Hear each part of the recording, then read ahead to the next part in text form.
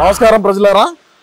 మనం ప్రతిరోజు కూడా మనం ఏదో టీవీ స్క్రీన్ల మీద ఆ వీడియోలు వేసుకొని అదేవిధంగా గ్రీన్ మ్యాట్లో వీడియోలు చేసుకొని సరే మనం అన్న అధికారంలో ఉన్నప్పుడు 3 రాజధానులు కడతానన్నాం. సరే 3 రాజధానులు ఏ విధంగా కట్టినాం అనేది పక్కన పెడితే కూటమి ప్రభుత్వం అధికారంలోకి వచ్చిన తరువాత మన జగనన్న ఏదైతే ఈ బిల్డింగులు ఇటువంటి బిల్డింగులన్నీ ఇక్కడ ఆయన ఒక వైజాగ్లోనే కట్టుకున్నారు తప్ప రాష్ట్రంలో ఉండేటువంటి రాజధాని ప్రాంతంలో ఎక్కడా కూడా కట్టినటువంటి చరిత్రలు లేవు, ఆ దాఖలాలు లేవు.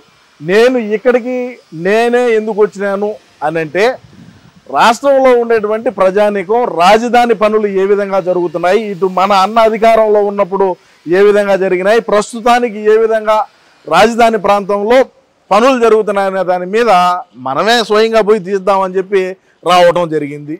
సరే ఈ బిల్డింగ్లోకి వచ్చి చూస్తే ఎందుకు ఈ బిల్డింగ్లు కడతారు, ఏందిరా వ్యవహారము, మన అన్న ఉన్నప్పుడు ఎక్కడా కూడా ఒక ఇటుక పెట్టినటువంటి పాపాన పోలా, ఎక్కడా కూడా ఏదైతే కంకర ఆ స్టీల్ ఉంటుందో వాటిని కూడా అమ్ముకునేటువంటి పరిస్థితి మన అధికారంలో ఉన్నప్పుడు మీరు ఈ బిల్డింగ్లు చూస్తూ ఉంటే ఇది ఆల్ ఇండియా సర్వీస్లో ఉన్నటువంటి అధికారులందరూ కూడా ఈ బిల్డింగ్లోనే ఉంటారంట. చూడండి, అందరికీ ఒకటేసారి ఎందుకు ఇవ్వాలి కూటమి ప్రభుత్వం బిల్డింగ్లు? అవి కూడా ఎన్ని టవర్లు ఉన్నాయి బయట? ఎన్ని ఉన్నాయి? 6 టవర్లు కట్టారు. 6 టవర్లు కట్టారంట. ఎందుకేనట? ఒకటో రెండో కడితే పోలా, ఎన్ని కట్టాలి అవసరమా?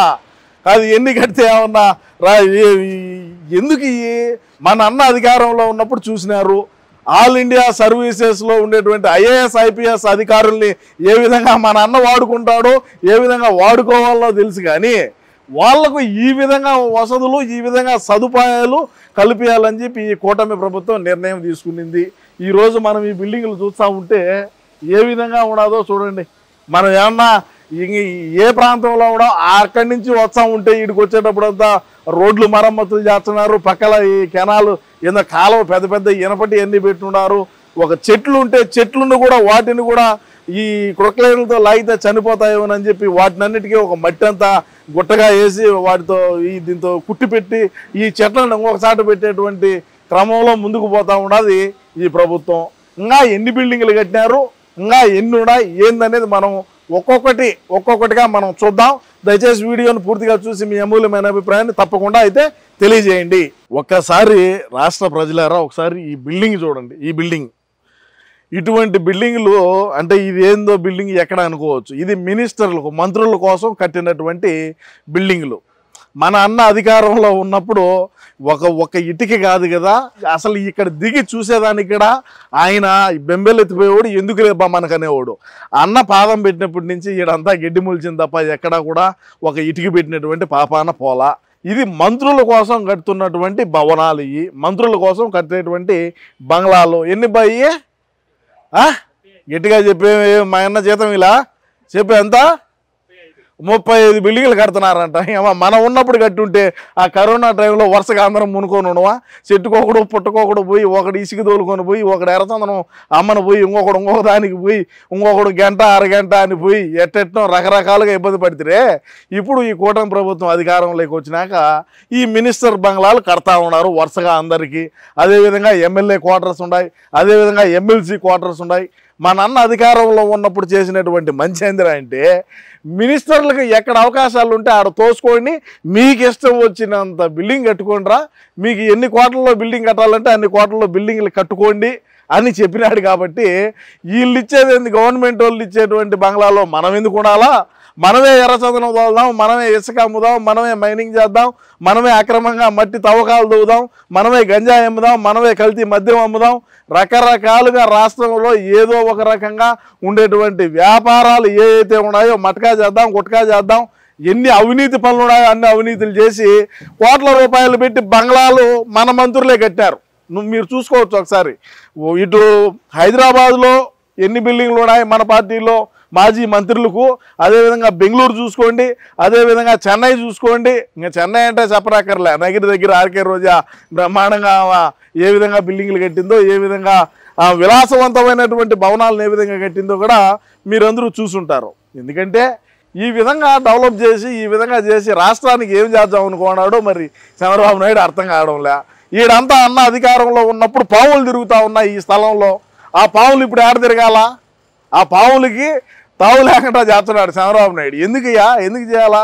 ఏ మంత్రులకి ఇటువంటి బిల్డింగ్లు కట్టించి అంటే మేము అధికారంలో ఉన్నప్పుడు కట్టుకున్నాం, అది వేరే విషయం. చూడండి ఒకసారి మీరు ఎన్ని బిల్డింగ్లు ఉన్నాయి, ఈ కథ ఏంది, వ్యవహారం ఏంది, అసలు ఏ విధంగా ఈడ రాజధాని ప్రాంతంలో పనులు ఏ విధంగా జరుగుతున్నాయనేది ఒకసారి ఆలోచన చేయండి. మీరు ఒకసారి ఆలోచన చేయండి. మనం 5 సంవత్సరాల పాటు అధికారంలో ఉండి ఏ ఒక్క పని చేయకపోగా మళ్ళా నిస్సిగ్గుగా చెత్త తుప్పు అని ఊసినా కూడా 3 రాజధానులు కడతాం, మేము చించుతాం, మేము పొడుస్తాం, మేము వైజాగ్ని అభివృద్ధి చేస్తాం, అదేవిధంగా కర్నూలుని అభివృద్ధి చేస్తాం, మీరు నమ్మండి అని మా వాళ్ళు చెప్పినారు. సరే, ఈ విధంగా అయితే కడతా ఉన్నారు. ప్రస్తుతానికి మరి ఇంత భవనాలు మరి మంత్రులు కట్టించున్నారంటే చంద్రబాబు నాయుడు గారు ఏమైనా గ్రేట్ బా, ఊరికేనే అనరు మళ్ళీ మనమాట. సరే, ఏదోలే, ఏది ఏమైనప్పటికీ కూడా రాష్ట్ర ప్రజలారా, ఎమ్మెల్యే ఎమ్మెల్సీ క్వార్టర్సు, అదేవిధంగా ఇంకా వీళ్ళు ఏమి కడుతున్నారు రాజధాని ప్రాంతంలో, ఏ విధంగా పనులు జరుగుతున్నాయి, ఏ విధంగా అభివృద్ధి జరుగుతుంది ఏందనేది మనం ఒకసారి చూద్దాం. మనం అధికారంలో ఉన్నప్పుడు రాజధానిని ఎన్ని మాటలు అన్నారయ్యా, రకరకాలుగా ఇవుడికి నోటికి ఏం వచ్చితే దాన్ని మాట్లాడుతుంది. చేపలు పట్టుకోండి అని మొన్న ఒక బఫూన్ గాడు అంటాడయా, చేపలు పట్టుకోండి అని. చేపలు కాదురా రే హౌలే, వచ్చి చూడు ఏ విధంగా పనులు జరుగుతూ ఉన్నాయో. మనం అధికారంలో ఉన్నాం, మనోళ్ళేలని నేను కూడా మనోళ్ళు చెప్పింది నిజమేమోలే అని. సరే, ఒకసారి మనం కూడా వెళ్ళి రాష్ట్రంలో ఉండేటువంటి ప్రజానీకానికి ఏ విధంగా అభివృద్ధి పనులు జరుగుతున్నాయి, ఏంది వ్యవహారం అని చెప్పి మనం ఒకసారి తెలియజేద్దామని చెప్పేటువంటి ప్రక్రియలో నేను రావడం జరిగింది. సరే, చూద్దాం ఏ విధంగా ఉండదో, ఏంది వ్యవహారం, ఏ విధంగా బిల్డింగ్లు కట్టడాలు ఏ విధంగా జరుగుతున్నాయి. మరి మనం ఉన్నప్పుడు ఏం పెరిగి కట్టలేని, ఎందుకు కట్టలేకపోయినాం, ఎందుకు చేయలేకపోయినాం, ఎందుకు రాష్ట్రానికి పరిశ్రమలు తేలేకపోయినాం, ఎందుకు ఈ విధంగా భవనాలు కట్టలేకపోయినాం, ఏందనేది కూడా ఒకసారి ఆలోచన చేసుకుంటే బాగుంటుంది. ఇష్టానుసారంగా మాట్లాడటం, ఇష్టానుసారంగా ఏదో ప్రస్తుతానికి ఉండేటువంటి ఈ కూటమి ప్రభుత్వ నాయకుల మీద ఏదో ఒకటి బురద జల్లి పోయటమే మన లక్ష్యం తప్ప వేరేది కూడా ఏమీ లేదని కూడా ఈ సందర్భంగా తెలియజేసుకుంటూ ఇంకొక రకంగా ఇంకొకసారి పండి వీళ్ళు ఏం కడుతున్నారో చూద్దాం. అది కూడా ఇది మన వెనకాల మనం ఇప్పుడు మీరు అందరూ చూసేది కూడా ఐకానిక్ టవర్స్ అంట బాయి. మన అన్న 5 సంవత్సరాల పాటు అధికారంలో ఉంటే 5 సంవత్సరాల పాటు నీళ్ళలోనే ఉన్నాయి. మీరు కావాలంటే చూడండి, ఆడ కలర్ కూడా మీకు ఇది కనపడతా ఉంటుంది. అక్కడ చూడండి, ఈ ఐకానిక్ టవర్స్ 5 సంవత్సరాల పాటు నీళ్ళలో ఉన్నా కూడా చంద్రబాబు నాయుడు గారు మళ్ళీ ముఖ్యమంత్రి అయిన తరువాత నీళ్ళన్నింటినీ కూడా బయటకు కొట్టి ఈ విధంగా మళ్ళా స్టార్ట్ చేశారు. ఈ ఐకానిక్ టవర్స్ని మళ్ళా వాటిని నిర్మించేటువంటి పనిలో పడినారు. మళ్ళా 5 సంవత్సరాల పాటు ఏనాడైనా సరే జగనన్న ఏ విధంగా మన రాజధాని ప్రాంతంలో ఎన్ని భవనాలు కడుతున్నారు, ఏ విధమైనటువంటి టవర్లు ఉన్నాయి, ఏ విధంగా ఏందని ఏనాడైనా కొంప ఏడా పెట్టుకో ఉన్నాడు కదా. ఈడ కొంప పెట్టుకొని ఎప్పుడు వచ్చి చూడకూడదు. చూడండి మీరు ఒకసారి, ఇటు చూపియ్యా, ఇటు చూడండి ఏ విధంగా ఈ పనులు జరుగుతున్నాయో. రాత్రింబవల్లో పనులు జరిగేటువంటి పరిస్థితి మీరు చూడండి ఒకసారి. రాజధాని ప్రాంతంలో ఎక్కడైనా ఎప్పుడైనా ఈ విధంగా పనులు జరుగున్నాయా మనం అధికారంలో ఉన్నప్పుడు? మీరు ఒకసారి చూడండి, ఎక్కడి దాకా నీళ్లు ఉన్నాయి, వాటిని ఏ విధంగా ఇప్పుడు మళ్ళా మరమ్మతులు చేసి ఎక్కడా కూడా చెక్కు చెదరకుండా 5 సంవత్సరాల పాటు నీళ్ళలో ఉన్నటువంటి పిల్లర్లు, నీళ్ళలో ఉన్నటువంటి కమ్మి, నీళ్ళలో ఉండేటువంటి ప్రాంతం ఇదంతా. ఈరోజు ఏ విధంగా పనులు మరమ్మతులు చేస్తున్నారో చూడండి. దేనికి మనం 5 సంవత్సరాల పాటు మనం అధికారంలో ఉండి ఏ ఒక్క భవనము కట్టకపోగా మళ్ళా అమరావతిని ఏ విధంగా మాటలు మాట్లాడినాం, ఏ విధమైనటువంటి పదజాలం మాట్లాడినాం, అమరావతి దేనికి రాజధాని కూడి పెడతాదా అన్నటువంటి బఫూన్లు మన పార్టీలో ఉన్నారయ్యా. ఒకరు ఇద్దరు కాదు, ఎంతమంది పేర్లు చెప్పమంటావు? ఇప్పుడు చూడండి ఈ విధంగా మరమ్మతులు చేస్తున్నారు, ఏ విధంగా పనులు చేస్తున్నారు చూడు.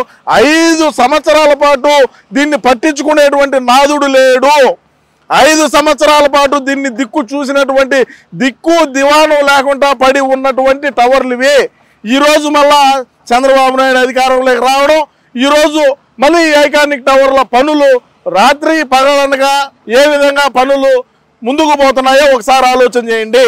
దేనికి 5 సంవత్సరాల పాటు మనం అధికారంలో ఉండి కూడా ఏ ఒక్క బిల్డింగు కట్టకపోగా, ఎక్కడా ఒక ఇటుక పెట్టకపోగా, ఈ ఉండేటువంటి ఏదైతే ఇసుక, అదేవిధంగా గ్రావెలు, అదేవిధంగా కంకర, అదేవిధంగా ఇనుముకు సంబంధించి వస్తువులు ఏమున్నాయో వాటిని కూడా దొబ్బేసినటువంటి బతుకులు మన 5 సంవత్సరాల్లో జరిగినాయి. ఈరోజు బ్రహ్మాండంగా పనులు చేస్తూ ఉన్నారు. బ్రహ్మాండంగా చకచక రాత్రింబవళ్ళు పనిచేసి రాజధాని నిర్మించుకుందాం. మన ఆంధ్ర రాష్ట్రానికి రాజధాని లేకుండా ఉన్నది. 3 రాజధానులు పోయినాడు. ఈడ ఉండే బొక్కను చూడరా అంటే ఇంకా 3 బొక్కలు చూడబోయినాడు అన్నట్టు ఏదో పడినాడు. అయిపోయింది. ప్రస్తుతానికి ఆంధ్ర రాష్ట్రంలో ఉండేటువంటి ప్రజానీకం తెలుసుకొని కూటమి ప్రభుత్వానికి పట్టం కట్టినారు. అయినా మనం వదలం. రేపు మనం 2039లో అధికారంలోకి వచ్చినప్పుడు చూద్దాం ఈ టవర్ల కథ ఏందో, ఈ వ్యవహారాలు ఏందో. ఏం మేము అధికారంలోకి వచ్చినాక ఏ ఒక్క బిల్డింగ్ కట్టామయా రాజధాని ప్రాంతంలో? ఏడన్నా ఇటుక పెట్టామా?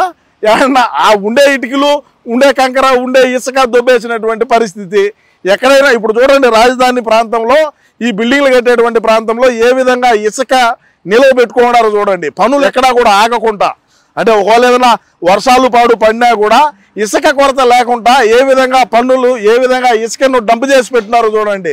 మనం అధికారంలో ఉన్నప్పుడు ఆ ఇసుక డంపింగ్ ఏదైతే ఉందో ఆ డంపులు కూడా మన పార్టీకి సంబంధించినటువంటి వ్యక్తులు అమ్ముకున్నటువంటి పరిస్థితి అని ఈ సందర్భంగా తెలియజేసుకుంటూ, ఐకానిక్ టవర్స్ అయితే బ్రహ్మాండంగా పనులు ముందుకు సాగుతూ ఉన్నాయి. సరే జరగని, ఏం జరుగుతుందో రేపు మనం అధికారంలోకి వచ్చినా కథ వేరేగా ఉంటుంది. ఇప్పుడు వీళ్ళు రాత్రింబవళ్ళు కష్టపడి పనిచేస్తున్నారు. మనం అధికారంలోకి వచ్చే కథ వేరే ఉంటుంది, చూద్దాంలే. కానీ ఒకసారి మీరు కూడా చూడండి బాగా. రోజు స్టూడియోల్లో కూర్చొని టీవీల ముందు కూర్చొని పకీరిగాళ్ళు గ్రీన్ మ్యాట్లు వేసుకొని చేసేది కాదు. మీరు ఇక్కడికి వచ్చి చూడండి ఏ విధంగా పనులు జరుగుతున్నాయని కూడా ఈ సందర్భంగా తెలియజేసుకుంటా ఉండా.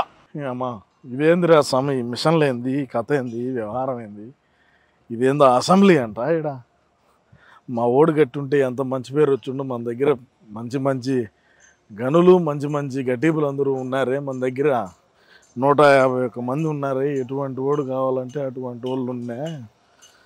మరి వాళ్ళు ఇదిగా అంటా ఉన్నప్పుడు ఖచ్చితంగా మరి ఈ మిషన్లు ఏంది, ఈ వ్యవహారం ఏంది ఈ మిషన్లు, అవి ఏంది కథ, ఏంది అసెంబ్లీ కడితే 151 మంది మన దగ్గర ఉన్నారు. ఏం మామూలుగా ఉన్నారా?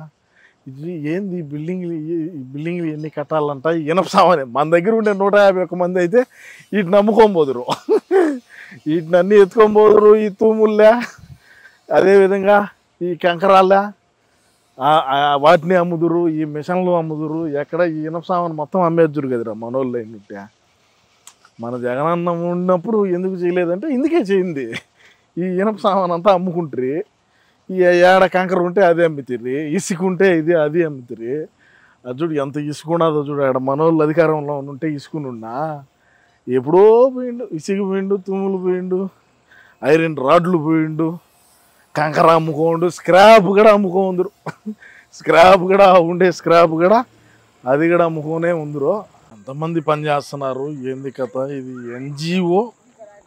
ఎన్జిఓస్ కంట, నాన్ గెజిటెడ్ ఆఫీసర్ల బిల్డింగ్లు అంట. బాయి ఎంతమంది ఉపాధి కలుగుతున్నారు, ఎంతమంది ఉపాధి ఉండాలి, ఇక్కడ ఏంది విషయం, ఏంది వ్యవహారం చూడు. అసలు ఎంతమంది పని చేస్తున్నారు, ఉపాధి ఎంతమంది కలుగుతున్నారు. మనోడు అధికారంలో ఉన్నప్పుడు ఒక ఆఫీసర్కు ఒక బిల్డింగు కట్టకపోగా, ఏమీ చేయకపోగా చూడండి ఎంత బిల్డింగులు, ఈ కథ ఎంతమంది ఉపాధి పొందుతున్నారు, ఎంతమంది బయట రాష్ట్రాల నుంచి వచ్చి మన రాష్ట్రంలో ఉపాధి కోసం ఎంతమంది ఉన్నారు అనేది కూడా మీరు ఒకసారి ఆలోచన చేయండి ప్రజలారా. ఎందుకు మనం అధికారంలో ఉన్నప్పుడు ఏ రోజు కూడా ఏమీ చేయకపోగా మీరు ఒకసారి చూడండి బిల్డింగ్లు. ఎన్జిఓ ఆఫీసర్లకి, నాన్ గెజిటెడ్ ఆఫీసర్లకు కట్టించినటువంటి భవనాలు 21 టవర్లు ఉన్నాయి. 1, 2 కాదు, 21 టవర్లు అంటే ఆషామాషా విషయం కాదు. చంద్రబాబు నాయుడు గారు గతంలోనే కట్టినటువంటి భవనాలు. మనం అధికారంలోకి వచ్చిన తర్వాత అన్ని చెట్లు మొలిచిపోయినాయి. మళ్ళీ వీళ్ళు కూటమి ప్రభుత్వం అధికారంలోకి వచ్చిన తర్వాత వీటినన్నింటినీ మరమ్మతులు చేసి ఇప్పుడు ఏ విధంగా రెడీ చేస్తున్నారు అనేది కూడా ఒకసారి మీరు ఆలోచన చేసుకోండి. దేనికి మనం కట్టలేకపోయినాం, దేనికి మనం ఏమీ చేయలేకపోయినాం, మనం అధికారంలో ఉన్నప్పుడు ఏమి చేసినాం, ఏం పేరు కట్టలు కట్టినాం అనేది కూడా మీరు ఒకసారి ఆలోచన చేయండి. ఎక్కడ చూడు ఎంతమంది ఉపాధి ఎంతమందికి ఉన్నదో చూడండి, ఎంతమంది కార్మికులు ఉన్నారో చూడండి. దాదాపు 21 టవర్లు ఉంటే దాదాపుగా 1900 ఫ్లాట్లు పైచిలకు ఈడ ఉండేటువంటి పరిస్థితి. మనం ఎక్కడైనా సరే ఒక ఇంటికి కట్టినామా, ఒక ఇల్లు కట్టినామా, ఒక ఫ్లాట్ కట్టినామా, నాన్ గెజిటెడ్ ఆఫీసర్స్కి ఇచ్చేటువంటి బిల్డింగ్లు ఇవి. మనం ఒకడికి ఉపాధి తేలా, ఏమీ తేలా. మనం అధికారంలో ఉన్నప్పుడు పక్క రాష్ట్రాలకు పోయి బతికినటువంటి పరిస్థితి. అదే ఈరోజు కూటమి ప్రభుత్వం అధికారంలోకి వచ్చిన తర్వాత ఈ రాజధాని ప్రాంతంలో ఈ యొక్క పనులు ప్రారంభించిన తర్వాత బయట రాష్ట్రాల నుంచి ఎన్ని వందల మంది, వేల మంది, లక్షల మంది మన రాష్ట్రంలో ఏ విధంగా ఉపాధి కోసం దొరుకుతున్నారో ఒకసారి మీరు చూడండి, ఏ విధంగా ఉన్నారో. ఎక్కడా కూడా ఎందుకో మన జగనన్న మరి ఆ విధంగా చేశాడు ఆ రోజుల్లో.